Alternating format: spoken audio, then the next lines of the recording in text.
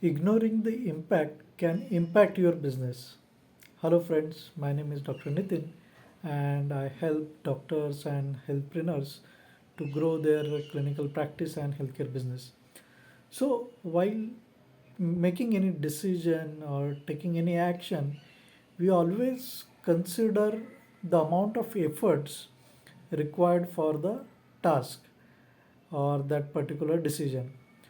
So yes, that is one of the essential parameter while taking any decision or working on any task.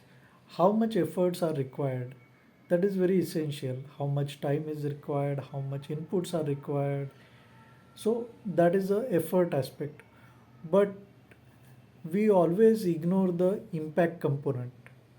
When considering these two parameters, the impact factor is much more stronger as compared to the efforts or the inputs required for the task or the given decision.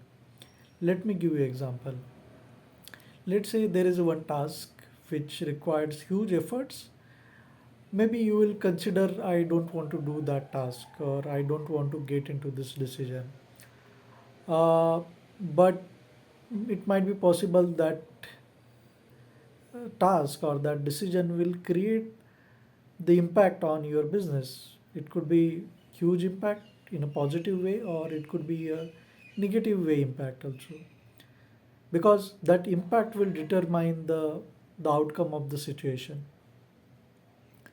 On the other hand, there might be certain tasks which will require less amount of efforts or less inputs, less money, less time.